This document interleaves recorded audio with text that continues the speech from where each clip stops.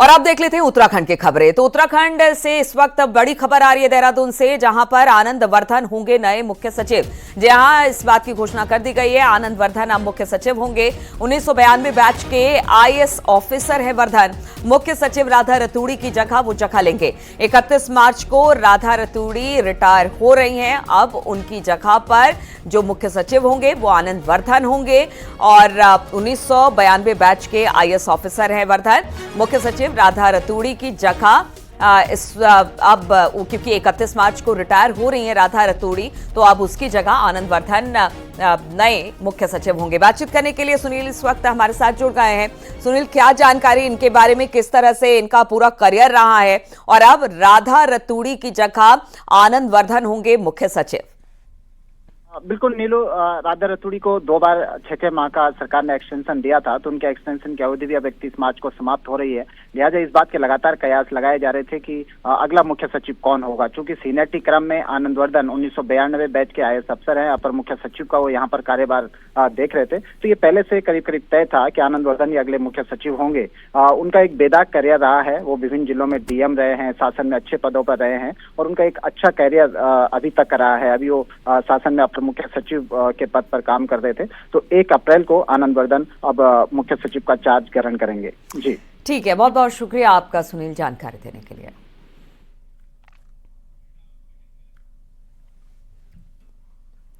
और केदारनाथ यात्रा से जुड़ी बड़ी खबर आ रही है। केदारनाथ मंदिर में मोबाइल कैमरा बैन है। मंदिर के 30 मीटर के दायरे में अब मोबाइल कैमरा बैन होगा। बद्री केदार मंदिर समिति का फैसला लिया गया है। खासतौर पर रील, फोटोग्राफी, वीडियोग्राफी पर प्रतिबंध रहेगा, क्योंकि इससे पहले कई बार हमने देखा कि किस तरह से केदारनाथ धाम में कुछ लोग डांस करते दिखाई दिए, ऊटपटांग हरकत करते हुए दिखाई दिए।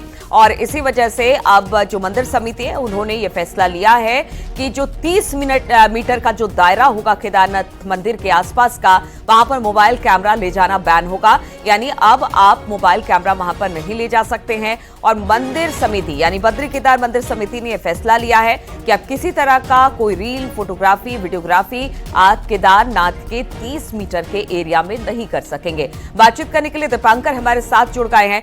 दीपांकर, जिस तरह से हमने पिछले साल देखा कि किस तरह से वहां पर डांस गाना हुआ, रील बनाई गई, ऊटपटांग हरकतें हुई, लगातार इस पर कहा गया कि इस तरह से जो धार्मिक स्थल है वहां पर नहीं होना चाहिए, और क्या इसी वजह से ये फैसला लिया गया है? एक बड़ी वजह यही है जो आपने बताई। उसके साथ साथ क्योंकि जो मंदिर का परिसर है वहां पर यात्री बड़ी संख्या में पहुंचते हैं और दर्शन के बाद भी वहां पर लोग फोटोग्राफी, वीडियोग्राफी और रील्स बनाने के लिए रुकते हैं, जिससे वहां पर अव्यवस्थाएं पैदा होती है। इसको देखते हुए मंदिर समिति की तरफ से फैसला लिया गया है कि 30 मीटर के दायरे में मोबाइल फोन या कैमरा या सोशल मीडिया से जुड़ी कोई भी एक्टिविटी आप अगर करेंगे तो आपको वहां पर बैन रहेगा। वहां पर पूरी आपकी सभी चीजें जमा करवाई जाएंगी। लेकिन अब सवाल यह है कि पिछले साल भी इस तरह की बातें आई थी, लेकिन वो कितना फॉलो हो पाती हैं, क्योंकि वीवीआईपी और वीआईपी के साथ कई बार आपको ये प्रोटोकॉल तोड़ना पड़ता है। कि लोग अपनी जिद पर अड़ते हैं तो वहां पर बहस की नौबत तक आती है। तो एक चैलेंज रहेगा इतने मोबाइल तो किसी तरह का कोई फाइन वाइन भी रखा गया है क्या? अगर आप ले जाते हैं, पकड़े जाते हैं या किसी ने देख लिया, तो क्या कुछ फाइन भी रखी गई है क्या इसको लेकर? इनके ये कोई यहाँ पर अभी इस तरीके से बात नहीं आई है, लेकिन ये है कि यात्रा क्योंकि बड़ी अब शुरू होगी 2 मई से और बड़ी संख्या में श्रद्धालु वहां पर पहुंचते हैं, तो मंदिर समिति का ये मानना है कि अगर मोबाइल फोन से बैन किया जाएगा तो लोग वहां पर रुकेंगे कम। रील्स वगैरह, नाच गाना, जो बातें आपने बताई वो सब वहां पर नहीं होगा। तो हो सकता है कि भीड़ को कंट्रोल करने में वहां पर थोड़ी सी मदद मिले, क्योंकि जगह बहुत कम है मंदिर के आसपास। तो इसको देखते हुए फैसला लिया गया है, लेकिन अब देखना होगा कि प्रैक्टिकल तौर पर क्या ये फैसला अप्लाई हो पाता है, नहीं हो पाता। ठीक है दीपांकर, बहुत बहुत शुक्रिया आपका जानकारी देने के लिए।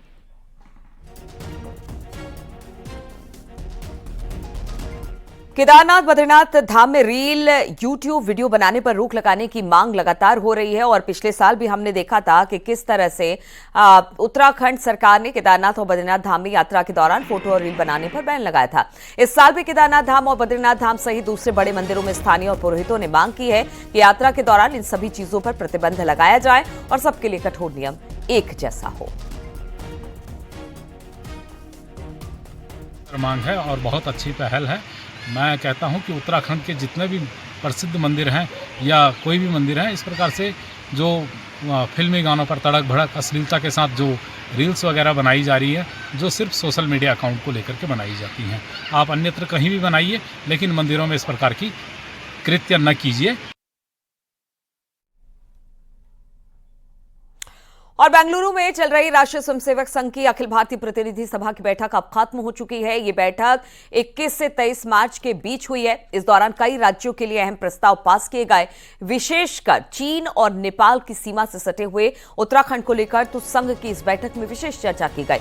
यहां के बदले पर्यावरण से लेकर डेमोग्राफी वाले बदलाव तक के बारे में संघ के एक रोड मैप तैयार किया है। यहां तक कि यूसीसी धर्मांतरण कानून को लेकर भी अब चर्चा हुई है।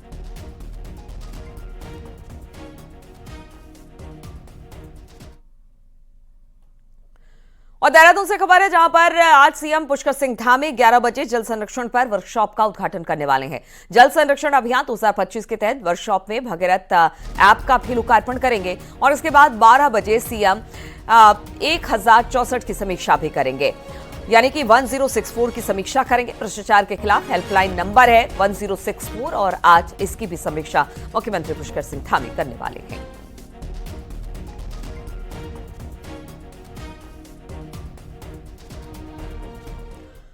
हरिद्वार सांसद त्रिवेंद्र सिंह रावत ने अवैध खनन को लेकर लोकसभा में कहा कि देहरादून, हरिद्वार, नैनीताल, उधम सिंह नगर में रात में अवैध रूप से खनन किया जा रहा है। खनन माफिया रात में अवैध रूप से खनन सामग्री ले जा रहे हैं, जिससे राज्य में सड़कों पुलों को भी भारी क्षति हो रही है। उत्तराखंड के देहरादून, हरिद्वार, नैनीताल और उधम सिंह नगर जिलों में रात के समय अवैध रूप से संचालित खनन ट्रकों से संबंधित है। यह मुद्दा न केवल कानून और पर्यावरण सुरक्षा के लिए खतरा बनता जा रहा है, बल्कि आम जनता की सुरक्षा को भी गंभीर रूप से प्रभावित कर रहा है। यह देखा गया है कि राज्य सरकार और प्रशासन के स्पष्ट निर्देशों के बावजूद खनन माफिया द्वारा रात के समय ट्रकों का अवैध संचालन धड़ल्ले से किया जा रहा है। हरिद्वार सांसद त्रिवेंद्र सिंह रावत के प्रदेश के कई इलाकों में अवैध रूप से खनन का आरोप। खनन सचिव का बयान सामने आया।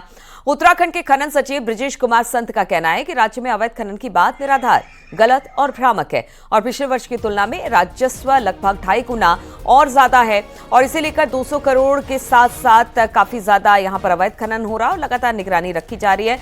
अवैध खनन ना होने से ना हो, इसके लिए भी कोशिश की जा रही है।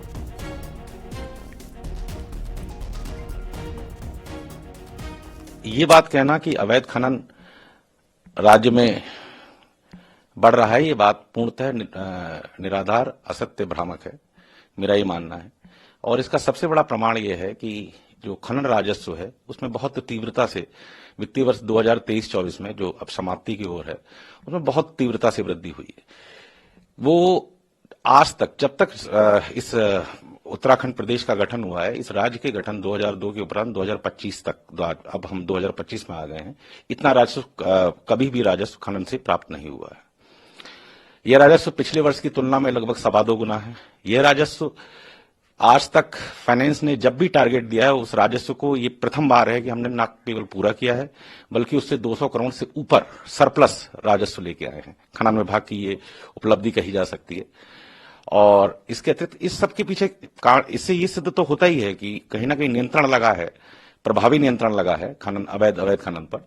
और इसके पीछे इसके जो हम लोगों ने इसके लिए जो मॉडस ऑपरेंडी अपनाया है वो ये है कि एक तो हमने नियमों का सरलीकरण किया सबसे पहले और दंडात्मक कार्रवाई बढ़ा दी। नियमों का सरलीकरण करने के साथ साथ दंड बढ़ा दिए।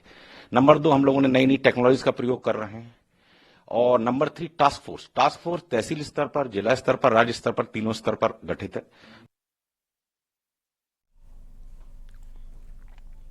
विकासनगर में खनन माफियाओं में उस वक्त हड़कंप मच गया जब खनन विभाग की टीम ढकरानी क्षेत्र अवैध खनन पर बड़ी कार्रवाई करते हुए अवैध खनन को जब्त किया। ढकरानी पहुंची टीम द्वारा लगातार छापेमारी की कार्रवाई की जा रही है। अवैध खनन पर कार्रवाई के दौरान कई डंपरों को सीज किया गया। इसके साथ ही जिला प्रशासन की टीम द्वारा मौके पर मौजूद पड़े अवैध खनन को डंपर में भरकर ले जा रही है। लोगों द्वारा यहाँ पे शिकायत की गई थी कि नदी से कुछ लोग अवैध तरीके से उपखनिज ला के यहाँ पे इकट्ठा करते हैं। तो हमने मौके पे आके आज छापेमारी करी तो हमने पाया कि यहाँ पे कुछ अज्ञात लोगों द्वारा अवैध तरीके से उपखनिज का भंडारण किया गया है। तो उस उपखनिज को हम लोगों ने जब्त कर दिया है और उसको तहसील में जो है इकट्ठा करवा दिया गया है। कुल कितना लगभग? तकरीबन 8 से 10 डंपर अभी तक हम लोग यहाँ पे भर चुके हैं। इसके आगे भी कार्यवाही गतिमान है। निश्चित ही कुछ और डंपर भरे जाएंगे और उनको जब्त कर लिया जाएगा। और देहरादून में न्यूज 18 की खबर का बड़ा असर हुआ है। शिक्षा महानिदेशक बंशीधर तिवारी ने सभी प्राइवेट स्कूल संचालकों को दो टूक कहा कि कोई भी स्कूल मनमानी फीस ना बढ़ाए। साथ ही किताबों को लेकर भी स्पष्ट निर्देश दिए हैं कि कोई भी स्कूल प्राइवेट पब्लिशर्स की एक्स्ट्रा किताबों को भी स्कूल में ना ला सके। दरअसल न्यूज 18 ने खबर दिखाई थी कि किस तरह से प्राइवेट स्कूल संचालक एजुकेशन सेशन में 20 से 40% तक की फीस बढ़ोतरी कर रहे हैं। साथ ही प्राइवेट पब्लिशर्स की बुक भी स्कूलों में लगाई जा रही है। ऐसे में खबर का संज्ञान लेते हुए सभी मुख्य शिक्षा अधिकारियों को जिलों में चेकिंग के निर्देश दे दिए गए हैं कि जो सीबीएसई की बुक्स हैं, जो एनसीईआरटी बुक्स हैं, उन किताबों की दरों से ज़्यादा नहीं होना चाहिए। किसी भी जो निजी विद्यालय के द्वारा जो किताबें क्रय करवाई जा रही हैं या की जा रही हैं, तो उसके लिए हम लोगों ने बहुत स्पष्ट निर्देश दिए हैं कि एनसीईआरटी की जो दरें हैं उन्हीं दरों पर पुस्तकें बिक्री होंगी। जहाँ तक फीस वृद्धि की बात है, ये लोग और देहरादून से बड़ी खबर आ रही है, जहां पर फीस बढ़ोतरी के मुद्दे पर पेरेंट्स आज डीएम से मुलाकात करने वाले हैं। शिक्षा विभाग के फीस ना बढ़ाने के ऑर्डर के बावजूद प्राइवेट स्कूलों की मनमानी लगातार जारी है और कई प्राइवेट स्कूल फीस बढ़ा चुके हैं, जिसको लेकर पेरेंट्स आज डीएम से शिकायत करने वाले हैं, क्योंकि पेरेंट्स काफी ज्यादा परेशान रहते हैं। हर साल फीस में बढ़ोतरी कर दी जाती है, वो भी मनमाने तरीके से ये बढ़ोतरी होती है। हालांकि अब मुख्य शिक्षा अधिकारियों को कहा गया है कि जिन जिन स्कूलों में फीस बढ़ाई जा रही है उस पर खास तौर पर देखा जाए, वहां पर फीस ना बढ़े। कोई भी स्कूल जो है प्राइवेट स्कूल वो मनमानी ना करें। और आज इसी को लेकर इस आदेश के बाद भी स्कूल फीस बढ़ा रहे हैं, तो जो पेरेंट्स हैं वो डीएम से मिलने जा रहे हैं।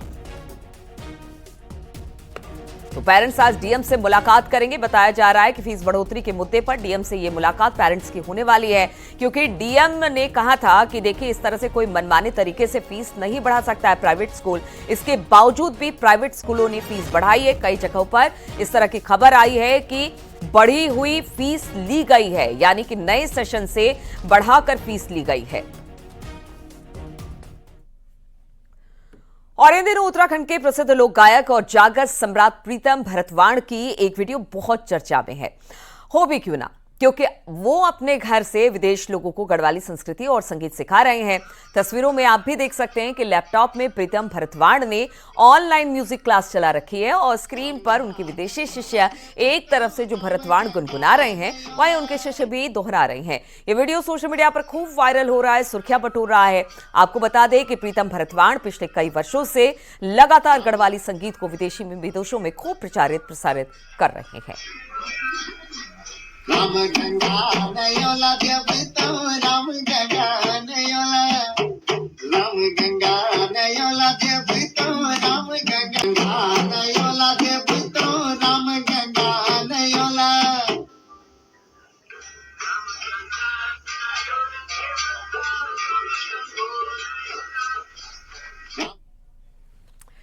और रुकेंगे यहाँ पर छोटे से ब्रेक के लिए, जल्द हाजिर होंगे 11 बजे की खबरों के साथ।